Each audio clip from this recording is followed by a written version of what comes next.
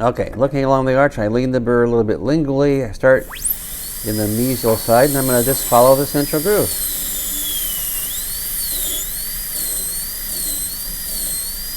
Notice I can see the distal pit. I can see this groove right here. Can you see it? So there's a distal pit over here. I haven't quite gotten there yet, but I can see exactly where it is if I'm looking this direction. So now I've cut through the central groove and included the distal pit, and included some of that distal groove. Now I'm going to extend up the buccal groove, the lingual groove, and the distal buccal groove. So I'm going to turn to the side a little bit so I can see those areas a little bit more easily. Just mark where they are. And then I'll come back this way, so I'm looking along the arch again. So now I've marked where those are. So now I just want to make sure that all the walls are the same height as the burr. I'm preserving the triangular ridges between the grooves, but extending into each of those grooves and making a nice, smooth, flowing outline. Again, extend into the grooves, but preserve the triangular ridges. So there's a basic outline. It's a little bit narrow for amalgam, so that would be perfect for composite. That would be no problem. For amalgam, we might want to make it a little bit wider, but again, the burr is always leaning toward the lingual. Okay? And now I'm going to change to this direction to get close to the adjacent tooth, so I can see how close I am to the adjacent tooth. Seems like a good idea. Keep the pulpal floor at the same level and cut right up against the adjacent tooth. Then I'm going to go lingually, just with the burr right next to the adjacent tooth, just nip out lingually until I get to a point where I think I'm going to have some clearance. Then I lean a little bit to the right and use the mirror, and I can see, okay, I've got my clearance. Do the same thing facially.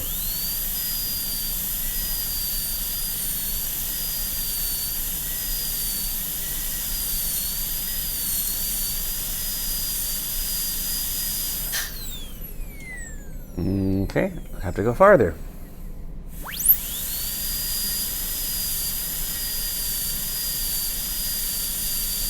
Okay, let me keep moving it and keep checking, and a little farther.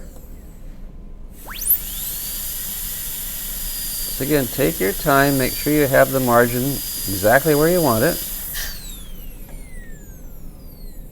A little farther.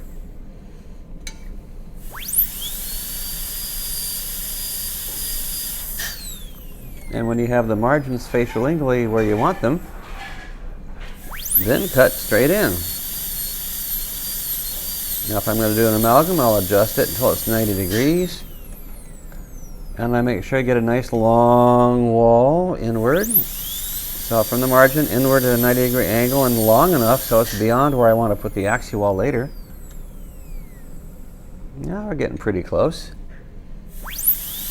Then make a smooth connection to join the isthmus. Over here, 90 degrees in. I don't know what it is right now. I have no idea. I'm just cutting in straight. And I won't know the angle until I look in the mirror, and it's pretty obtuse, so I'm going to change it. But again, you notice it's a matter of cutting and checking, cutting and checking. So we already did that with the margin. Now we're doing it with the angles. And then get the length. So margin, angle, length, and then the curve to join the isthmus. Then get rid of whatever is excess in the middle. And now we're ready to go gingerly. Okay, and we can put the axial wall wherever we want. So of course we'll choose to put it in a nice place. But again, I'm looking parallel to the contact downward at a 45-degree angle. And I can see the lingual wall. I can't see the buccal wall, but I can see where I am. That's the only thing that's important, and I know the part of the wall that's there now is just fine. And of course, make sure the burr is vertical, and then put the burr against the lingual wall, drill a hole, cut away from that wall, drill a hole over on the other side facially, and then cut away from this wall, then see how you're doing. Okay, so that axial is about where I want it. So now let's get rid of the excess. Again, we're just doing the normal 7 steps, just the way we've been practicing. The more times you can practice doing these 7 steps over and over and over, the easier it's going to be to do it. Just barely getting clearance on the facial side there, huh? I thought I was going to get a little bit more than that. We'll see what I can get with the hand instrument. Now we're going to get rid of the excess in the middle. And again, as long as I can see how close I am to the adjacent tooth, I can work right up against the adjacent tooth without concern. Okay, so I got a little clearance there gingivally. All right, so let's use the hand instrument. So I'll use the enamel hatchet on the facial lingual walls. But, of course, use the mirror so you know you have the instrument perpendicular to the surface when you come down this margin.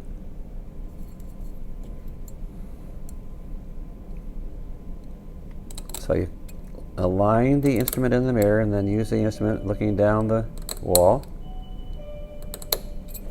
And then line it up perpendicular to the surface over here on the facial. Come down the margin, get rid of that hook. All the way down to the gingival. And then come down and sharpen the internal line angle right there. Then we use the hoe, which fits against the axial wall right here. And we can sharpen that internal line angle again, and then also lean the instrument away from the wall and use the upper corner to cut a retentive groove into that wall.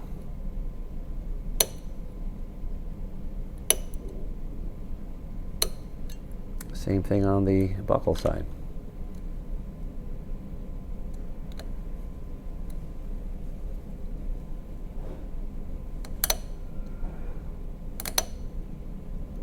So we're going to start by putting retentive grooves with the hand instruments. If you need a burr to place retentive grooves, then you do it with the hand instrument first, and then the instrumented grooves will help guide the burr when you use the burr to make the grooves.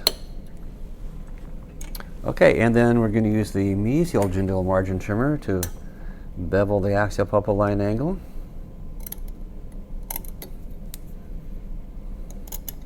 And angle the gingival floor, as always. All the way to the facial wall and all the way to the lingual wall.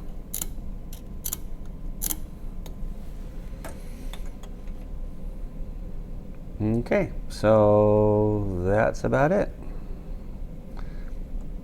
Okay, this is a Kilgore typodont, so I didn't have to go very deep gingivally. The axial wall is pretty short. If you go a little bit too deep pulpally, you're going to lose your axial wall, so we're careful about the pulpal floor position, always.